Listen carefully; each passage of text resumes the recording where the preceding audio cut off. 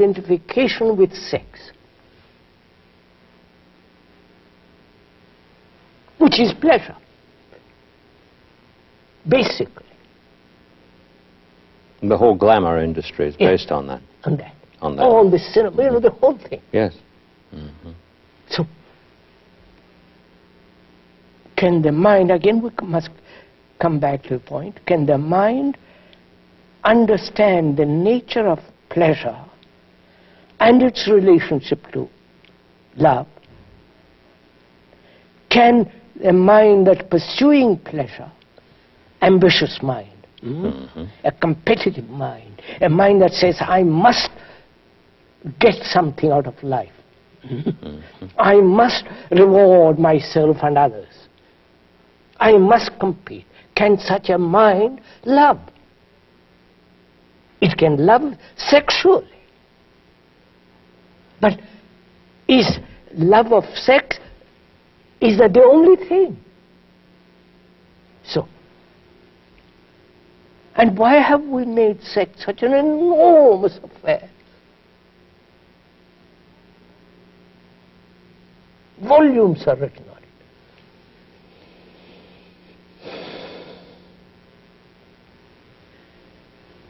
Unless really one goes into this very, very deeply, the other thing is not possible even to understand. We can talk endlessly about what love is not, theoretically. But if we use the word love as a mirror to see what is happening inwardly,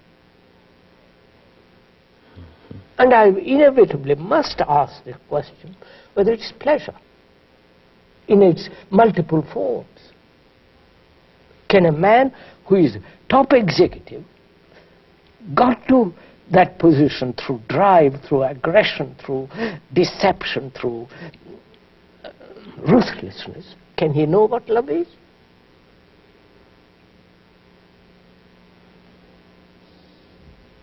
And can the priest who talks everlasting love of God, he's ambitious to become a bishop, archbishop, or whatever his ambitions, or sit next to Jesus. Who will sit on the right hand. Right hand. So can that priest who talks about it know what love means? No, he thinks he can, with reference to something called a higher love, which is based on a denial of a lower one. Yeah, I mean that's so just words. In that conflict there can be no love. So then our whole social, moral structure is immoral. Oh yes, I mean, this is a thing that is appalling. And nobody wants to change that. On the contrary, they say, yes, let's carry on. Put on a lot of coating on it, different colors more pleasant, and let's carry on. So, I mean, if a man is really concerned to come upon this thing called love, he must negate this whole thing, which means he must understand the place of pleasure, whether intellectual pleasure, acquisition of knowledge as pleasure, acquisition of a position as power. You follow? The whole thing. And how is a mind that has been trained, conditioned, sustained in this rotten social conditioning, how can it free itself before it talks about love? It must first free itself from that. Otherwise your talk of love, that's just another word, just no meaning.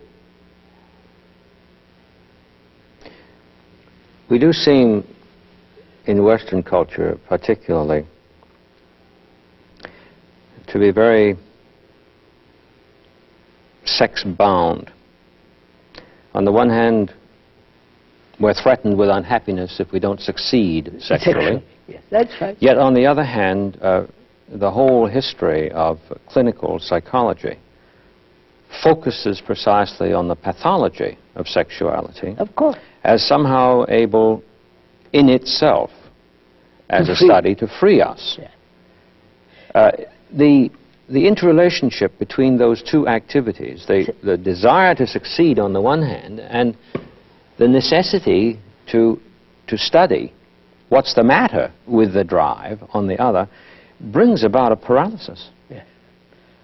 So you see, this thing, sex, has become, I don't know, such enormous importance right through the world now.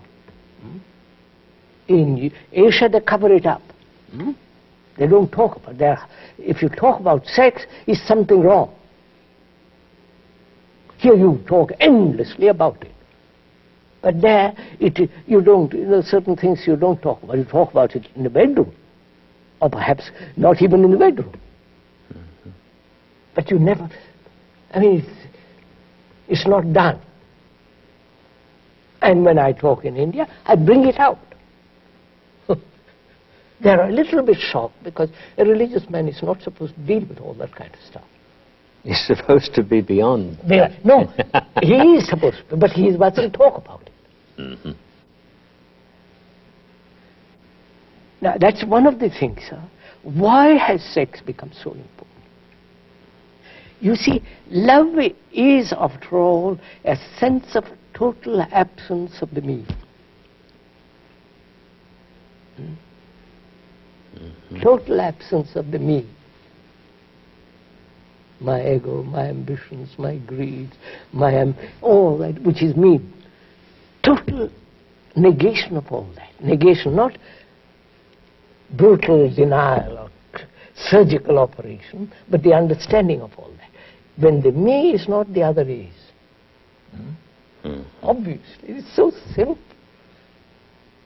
You know, so the Christian sign, the cross, I was told, is a very, very ancient symbol, previous to Christian acceptance of that symbol. Yes. It meant wipe out the I. I had never heard of that. Wipe out the I, the me. The I, wipe it out. You understand, sir? Yes, in a non-canonical statement of Jesus, it's written that he remarked that unless you make your up down, and your down up, your right left, left right, the complete total turning of something upside down that one has been accustomed to do, a 180-degree turn, then one doesn't come to the kingdom of heaven, which of course in his language is not over here to be expected.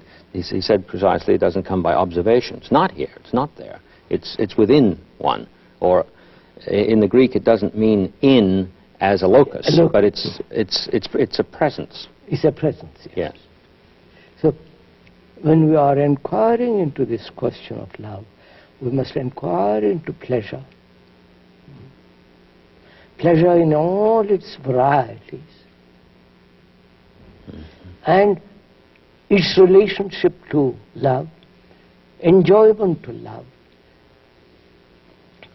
real joy, this thing which can never be invited, and its relation to love. So we better begin with pleasure. That is, the world has made sex into an immense thing. And the priests, right through the world, have denied it. Yes. They won't look at a woman. Though they are burning inside with lust and all kinds of things, they shut their eyes. And they say, only a man who is a celibate can go to God. Think of the absurdity of such a statement. So anybody who has sex is damned forever.